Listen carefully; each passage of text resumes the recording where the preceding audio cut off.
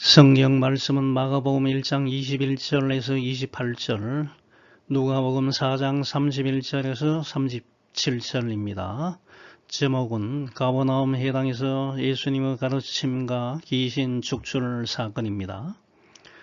마가복음 1장 21절, 그들이 예수님과 네 제자 시몬과 안드레 형제와 세베대의 두 아들 야고보와 요한의 형제 그들이 가버나움에 들어가니라. 예수께서 곧 안식일에 회당에 들어가 가르치시며 무사람이 그의 교훈에 놀라니 이는 그가 가르치시는 것이 권위 있는 자와 같고 서기관들과 같이 아니함이러라. 마침 그들은 회당에 더러운 귀신 들린 사람이 있어 소리질러 이르되 나사렛 예수여, 우리가 당신과 무슨 상관이 있나이까? 우리를 멸하러 왔나이까?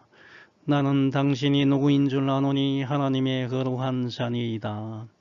예수께서 꾸짖어 이르시되 잠잠하고 그 사람에게서 나오라 하시니 더러운 귀신이 그 사람에게 경련을 일으키고 큰 소리를 지르며 나오는지라. 다 놀라 서로 물어 이르되 이는 어찌미냐? 권위 있는 새 교훈이로다. 더러운 귀신들에게 명한즉 순종하는도다 하더라. 예수의 소문이 곧 온 갈릴리 사방에 퍼지더라. 오늘 말씀은 예수님께서 갈릴리 지역에서 공생의 사역을 시작하시고 갈릴리 호수가에서 처음으로 네 제자 시몬 베드로와 안드레 형제 세베대의 두 아들 야고보와 요한 형제를 부르신 사건에 이어서 28년 어느 안식일에 갈릴리 호수 근처에 위치하는 도시 가버나움의 회당에 들어가셔서 권세 있게 말씀을 가르치셨으며 마침 그 회당에 있던 귀신 들린 사람 안에서 그 사람을 조종하고 있는 더러운 귀신을 숙출하신 사건을 기록하고 있습니다. 여기서 회당은 시나고게는 유대인들이 예배와 교육을 하기 위해서 만든 건물을 지칭합니다. 회당은 BC 6세기경 이스라엘이 바벨론의 침공에 의해서 멸망한 이후에 바벨론에 잡혀가거나 다른 지역으로 흩어지면서 더 이상 성전에 모여서 하나님을 섬길 수 없게 되자 유대인들이 함께 모여 예배를 드리고 율법을 가르치기 위해서 회당을 건축을 했습니다. 유대인들이 사는 곳은 어디든지 회당이 세워졌고 회당은 유대인들이 활동하는 구심점이 되었습니다. 마침내 바벨론이 멸망하자 유대인들은 예루살렘에 돌아와서 성전을 재건하였고 각 지역의 터전을 잡은 유대인들은 회당을 건축하고 운영을 했습니다. 회당에서는 평일에 율법 교육을 하고 안식일에 기도, 찬양, 성경 봉독, 랍비들이 강해와 설교를 했습니다. 예수님의 가버나움 귀신 축출 사건은 마가복음 1장 21절에서 28절, 누가복음 4장 31절에서 37절에 각각 기록되어 있습니다. 마가복음의 저자 마가는 이 사건을 예수님께서 공생의 사역을 시작하신 이후에 행한 첫 번째 공식적인 사역이며 이적으로 기록하였습니다. 예수님의 공생의 사역으로 인하여 이 땅에 하나님의 나라가 다가왔으며 사탄의 권세가 예수님에 의해 정복되어 가고 있으며 최종적으로 예수님께서 사탄의 권세를 물리치고 승리하신 것을 알려주고 있는 것입니다. 이에 반하여 누가복음의 저자 누가는 예수님께서 자라신 갈릴리 지역 나사렛에 도착하여 안식일에 회당에 가셔서 말씀을 전하였는데 회당에 있던 사람들이 예수님의 말씀을 듣고 몹시 화를 내고 예수님을 마을 밖으로 쫓아낸 사건 다음에 가버나움 귀신 축출 사건을 작성했습니다. 이것은 예수님의 사역이 동적인 유대인들에게서 배척을 받게 될 것이며 예수님께서 이사야 선지자의 예언과 같이 가난한 사람들에게 복음을 전파하고 마음이 상한 사람을 위로하고 포로에게 자유를 선포하며 갇힌 사람에게 해방을 선포하셨음을 강조했습니다. 예수님께서 더러운 귀신에게 잠잠하고 나오라 라고 명령하였더니 귀신이 예수님의 말씀에 순종하였고 귀신 들린 사람에게서 나왔습니다. 예수님의 가버나움 귀신 축출 사건을 통하여 예수님이 누구이신지를 확실하게 알 수 있습니다. 과연 여러분은 예수님을 누구라고 생각하십니까? 이 사건을 통하여 분명히 예수님은 하나님의 아들이시며 온 우주 만물을 통치하시는 절대자이심을 알 수가 있습니다. 이러한 본문 말씀을 통하여 예수님은 메시아이시며 나의 구세주이심을 고백하는 시간이 되면 좋겠습니다. 첫 번째, 여러분은 복음을 권위 있게 전해야 합니다. 마가복음 1장 22절과 23절 보면 예수님께서 안식일에 가버나움 회당에 들어가셔서 말씀을 가르치셨는데 예수님의 가르침이 서기관들의 가르침과 같지 않았고 권세가 있어서 사람들이 놀랐다고 말하고 있습니다. 마가복음 1장 22절 뭇사람 여러 사람이 예수님의 교훈에 놀라니 이는 예수님이 가르치시는 것이 권위 있는 자와 같고 서기관들과 같이 아니하다고 말하고 있습니다. 예수님의 가르침에 많은 사람들이 놀랐습니다. 예수님의 교훈은 지금까지 서기관들을 통하여 듣던 말씀과는 차원이 달랐습니다. 이 당시의 서기관은 모세율법을 해석하는 교사와 같은 역할을 하는 사람들이었습니다. 나중에 존경의 칭호로서 랍비라고 불리게 되었습니다. 바리새파, 사두개파, 에세네파와 같은 여러 종교 집단들이 자체로 서기관을 두고 있었지만 예수님 당시의 대다수의 서기관들은 바리새파에 속한 사람들이었습니다. 이 서기관들의 임무는 그 시대에 통용되는 율법을 발전시키고 해석하는 일을 하며 학생들에게 율법을 가르치며 재판정에서 일을 보는 것이었습니다. 그럼 예수님께서 가르친 교훈과 서기관들이 가르친 교훈에는 어떤 차이점이 있었습니까? 서기관들은 모세의 율법, 모세 오경, 토라, 구약 성경의 처음 5권을 이야기합니다. 창세기, 출애굽기, 레위기, 민수기, 신명기 이것을 모세 율법, 토라라고 이야기를 합니다. 서기관들은 모세 율법과 함께 사람들이 만든 전통, 트래디션을 기초로 해서 사람들을 가르쳤습니다. 서기관들은 보통 사람들이 이해하기 힘든 형이상학적인 내용과 사람들은 삶을 규제하고 억압하는 것들을 가르쳤습니다. 서기관들은 심지어 본 주제와 상관없는 하찮은 문제를 가지고 걸고 넘어지면서 자신들의 전통을 옹호했습니다. 하지만 예수님은 사람들의 영적 갈망을 해결해주는 진리의 말씀과 구원에 대한 중요한 말씀을 알기 쉽게 생활 주변에서 쉽게 접할 수 있는 농사, 자연현상, 인간 생활과 관계되는 친근한 소재를 사용해서 아주 알기 쉽게 가르쳤습니다. 사실 예수님은 하늘에서 내려오신 성자 하나님, 하나님의 아들이시기 때문에 하나님의 뜻과 진리의 말씀을 권세 있게 가르칠 수가 있었던 것입니다. 하지만 서기관들은 자신들이 알지 못하는 구원의 진리를 가르칠 수가 없었고 단지 율법의 외적인 내용만을 가르치다 보니 예수님의 말씀을 접한 가버나움 사람들은 예수님의 권위 있는 말씀을 듣고 놀란 것입니다.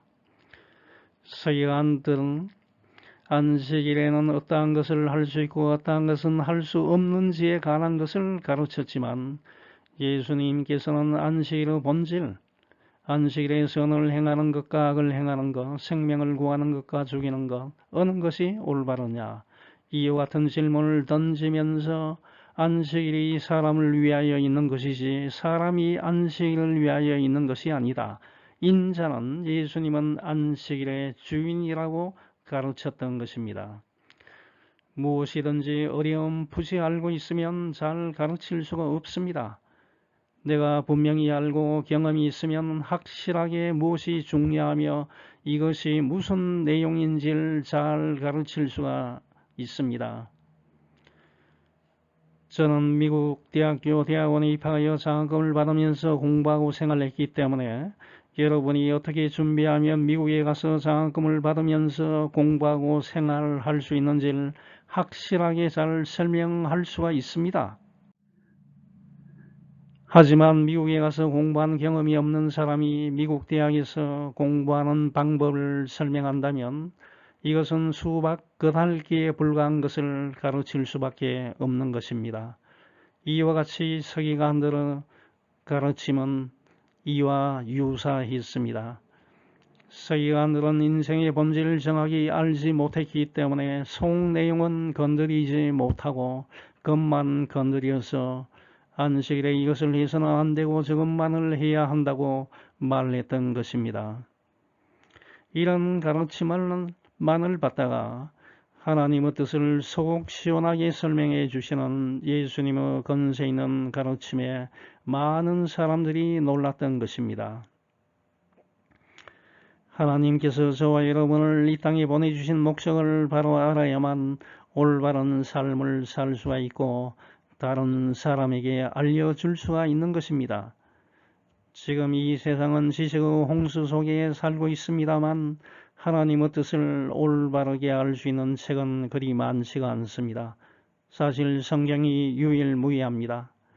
하나님에 대한 지식을 가지려면 성경을 읽고 하나님께서 저와 여러분에게 무엇을 말하는지를 잘 살펴보아야 합니다.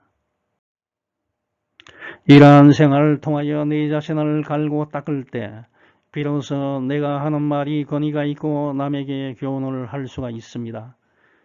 건강을 위하여 당신은 담배를 피우지 말아야 합니다. 라고 말하는 의사가 본인 스스로가 담배를 피우고 있으면 그 의사가 하는 말에 무슨 권위가 있겠습니까? 내 실험실에 소속된 학생들은 아침 8시까지 학교에 나와서 공부하고 저녁 8시에 집에 가야 한다는 규칙을 세웠는데 학생을 지도하는 교수가 아침 9시에 나오고 오후 6시에 퇴근한다면 이것이 무슨 권위 있는 규칙이 되겠습니까? 이것은 순엉터리입니다. 하나님의 선하시고 기뻐하시고 온전하신 뜻이 무엇인지를 아는 사람이 하나님의 뜻과 진리를 가르칠 때 그 말 위에 권위가 서고 사람들은 감동하고 하나님의 뜻을 실현하려고 애를 쓰는 것입니다.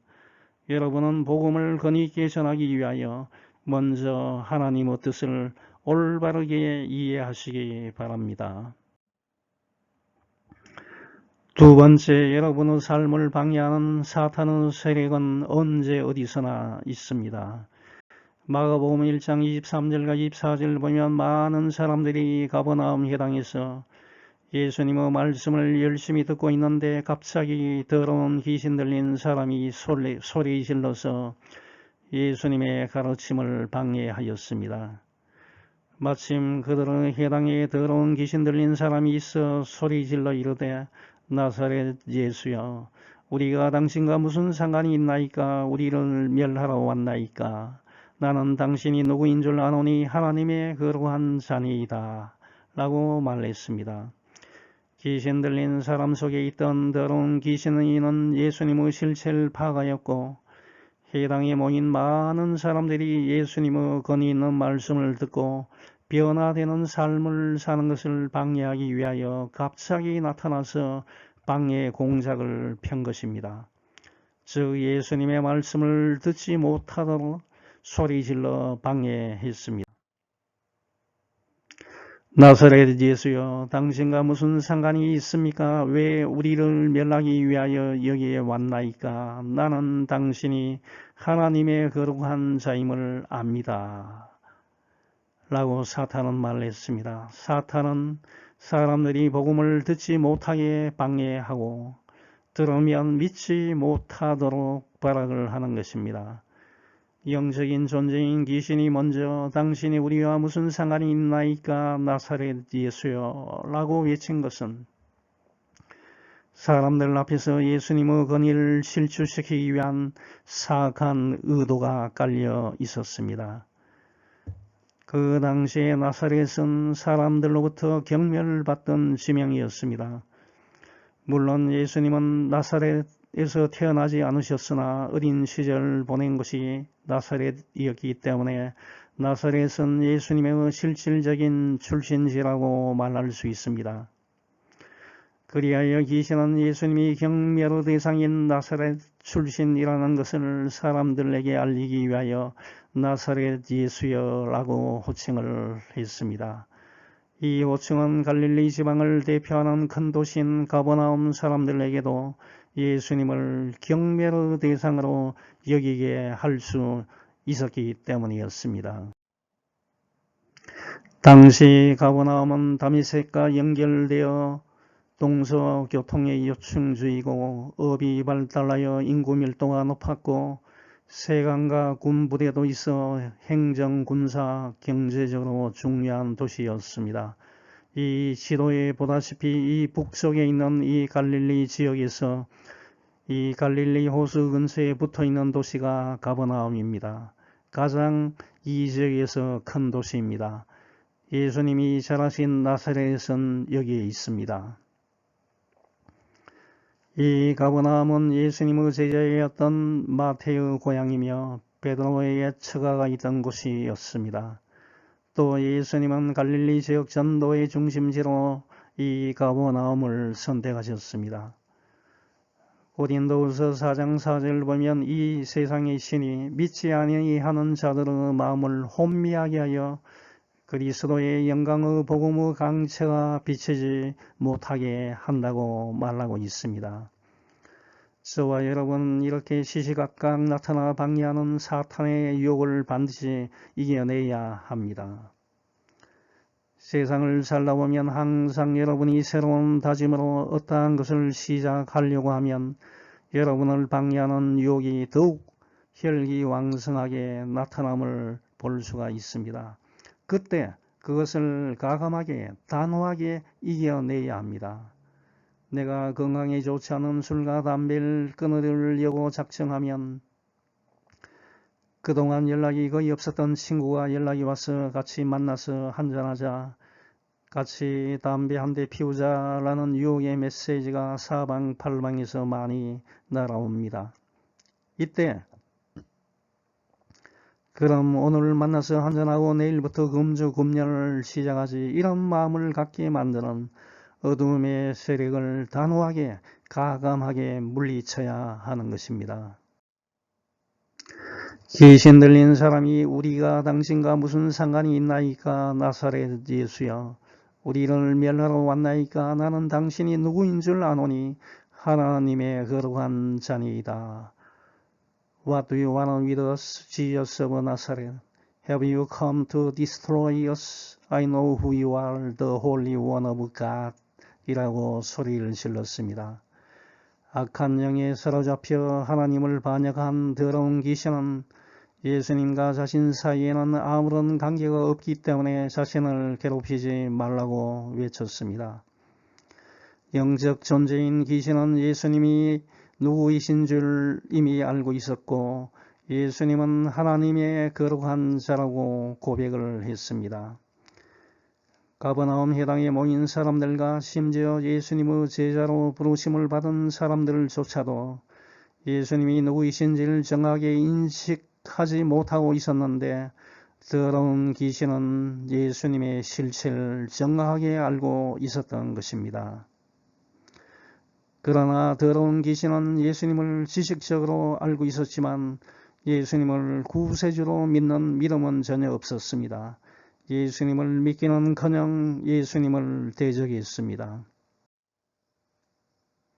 지금 이 사회에도 교회에도 예수님에 대한 지식은 많은데 예수님을 나의 구세주로 믿지 않는 사람들이 들어 있습니다. 일부러는 예수님을 나의 구세주로 믿는다고 하면서도 그 사람의 행동을 보면 예수님을 전혀 믿지 않는 사람들과 똑같은 행동을 하는 것을 볼 수가 있습니다. 이런 믿음은 말로만 믿는 믿음입니다. 지식으로만 아는 믿음에 불과합니다. 더러운 귀신의 믿음과 똑같은 것입니다. 더러운 귀신과 같은 믿음을 가진 사람들은 나사렛 예수여 우리가 당신과 무슨 상관이 있나이까 라고 외친 귀신과 같이 예수님을 지식적으로 알고 형식적으로 믿음도 가졌다고 고백하지만 예수님과의 거룩한 교제를 싫어하고 예수님 말씀에 순종하는 것을 거부하고 예수님이 자기를 멸하러 온 자라고 생각하고 예수님을 무서워합니다. 여러분은 예수님을 나의 구세주로 믿고 예수님의 말씀에 순종하며 예수님과 동행하는 삶을 살아가시기 바랍니다. 세 번째, 예수님은 말씀으로 귀신을 축출하신 성자 하나님이십니다. 마가복음 1장 25절과 26절을 보면 더러운 귀신 들린 사람이 소리 지르면서 방해하자 예수님께서 대응하신 방법이 나옵니다. 예수께서 꾸짖어 이르시되 잠잠하고 그 사람에게서 나오라 하시니 더러운 귀신이 그 사람에게 경련을 일으키고 큰 소리를 지르며 나왔다고 말하고 있습니다. 예수님은 귀신이 이 사람을 통하여 지금 자신의 사역을 방해하고 있는 것을 아시고 오직 말씀으로 더러운 귀신이 그 사람에게서 나오게 하셨습니다. 예수님 당시에 마술사들은 사람에게서 귀신을 쫓아낼 때 도구를 사용하여 주술적 행위를 하면서 귀신을 쫓아내었지만 예수님은 단 2마디 말씀으로 귀신을 쫓아내셨습니다. 잠잠하고 나오라. Be quiet, come out of him 이라고 말씀하셨습니다. 예수님께서 더러운 귀신에게 잠잠하라고 명령하신 것은 귀신이 이미 알고 있는 메시아로서의 예수님의 정체성에 대한 발설을 엄격하게 금지시키신 것입니다. 메시아로서의 예수님의 정체성은 예수님께서 십자가 죽음을 당하기 직전까지는 세상 사람들에게 알려져서는 안 되고 비밀스럽게 지켜져야 하기 때문입니다. 이것은 신학적으로 윌리엄 레드가 제안한 메시아의 비밀, 메시아닉 시크릿이라고 알려져 있습니다. 왜냐하면 미리 예수님의 십자가 죽음이 사람들에게 알려진다면 사람들은 예수님을 정치적 메시아로 추대하여 예수님께서 십자가 죽음을 당하지 못하도록 방해를 할 수 있기 때문입니다. 두 번째로 예수님께서 더러운 귀신에게 그 사람에게서 나오라 라고 명령하신 것은 직접적인 치유 행위입니다. 즉 귀신에게 들려 고생하는 사람의 몸 밖으로 더러운 귀신을 쫓아내어 그 사람을 해방시킨 것입니다. 예수님께서 가버나움 회당 안으로 들어오심으로 인하여 예수님의 권위 있는 말씀이 선포되었고 그 결과로 귀신 들려 고생하는 사람으로부터 귀신이 쫓겨났고 그 사람은 평안을 얻게 된 것입니다. 여기에는 사탄의 세력이 지배하는 이 세상에 예수님께서 오심으로 인하여 이신득이 Justification by Faith, 예수님을 믿음으로써 의인이 된다. 이신득의 말씀이 선포되었고 그 결과로 예수님을 믿는 사람들은 누구나 구원을 얻게 되고 사탄의 세력은 멸망한다는 신학적 메시지가 포함되어 있습니다. 성경을 보면 예수님께서는 갈릴리 호수에 큰 강풍이 불어 배에 물이 가득 차서 죽게 되었을 때도 잠잠하라 고요하라 quiet be still 라는 말씀으로 바람을 그치게 하셨습니다. 시몬의 장모가 중한 열병을 앓고 있을 때에도 가까이 있어서 말씀으로 열병을 꾸짖으셨습니다. He rebuked the fever.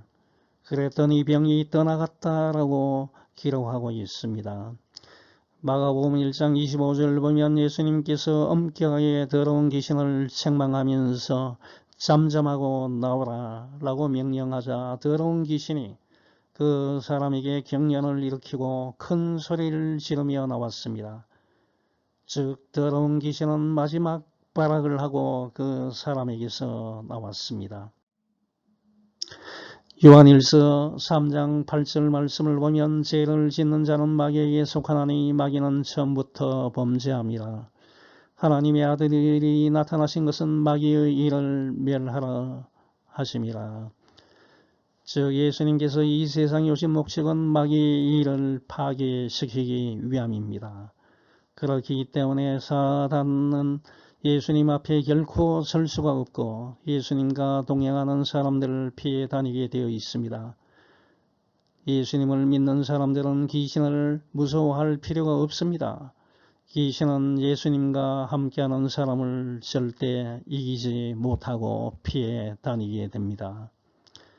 마가복음 1장 27절 보면 예수님께서 더러운 귀신을 축출하신 사건을 보고 거기에 있었던 사람들이 보인 반응이 나타납니다. 다 놀라 서로 물어 이르되 이는 어찌미냐 권위 있는 새 교훈이로다. 더러운 귀신들에게 명한즉 순종하는도다 라고 말했습니다. 가버나움 해당에 있던 사람들은 두 번 크게 놀랐습니다. 첫 번째 놀람은 예수님께서 가르치시는 것이 지금까지 자신들을 가르쳐왔던 서기관들에게서는 전혀 들을 수 없었던 새로운 것이었고 권세 있는 말씀이었습니다. 두 번째 놀람은 예수님의 말씀에는 귀신을 쫓아내는 권세가 있었기 때문입니다. 가버나움 해당에 모인 사람들이 보인 반응을 보고 그 사람들이 믿음을 가졌다고 생각해서는 안 됩니다. 하나님의 자녀가 되는 것은 놀라운 사건을 보는 사람들에게 주어지는 것이 아닙니다. 예수님을 나의 구세주로 영접하는 사람들에게 주어지시는 것입니다. 요한복음 1장 12절을 보면 영접하는 자 곧 그 이름을 믿는 자들에게는 하나님의 자녀가 되는 권세를 주셨다고 이야기하고 있습니다. Yet to all who received him, to those who believed in his name, he gave the right to become children of God 이라고 말하고 있습니다. 이러한 이적과 표적에 너무 많은 것을 여러분은 기대해서는 안 됩니다. 마태복음 16장 1절에서 4절 보면 바리새파 사람들과 사두개파 사람들은 예수님을 시험하기 위하여 예수님께 와서 하늘에서 오는 표적, 기적을 보여달라고 간청을 했습니다. 정말 그 사람들이 예수님께서 행하신 표적을 보지 못해서 이러한 간청을 계속한 것입니까? 절대 그렇지 않습니다. 그 사람들은 예수님께서 행하시는 기적을 직접 보기도 했고 전해 들었습니다만 예수님을 구세주로 믿지 않았기 때문에 계속하여 예수님을 쫓아다니면서 하늘에서 오는 기적을 보여달라고 간청한 것입니다. 신실한 그리스도인은 이리저리 쫓아다니면서 표적을 구하는 것이 아닙니다. 올바로 성경 말씀을 읽고 이해하고 진정으로 깨닫고 잘못을 회개하고 새로운 삶을 시작할 때 신실한 예수님의 제자가 되는 것입니다. 예수님께서 더러운 귀신을 축출하는 사건을 보면서 예수님만이 하나님의 아들이시며 온 우주와 저와 여러분의 삶을 올바르게 인도하시는 분이심을 알 수가 있습니다. 그 예수님께 여러분의 인생을 전적으로 맡기는 여러분이 되시길 간절히 축원합니다. 아멘.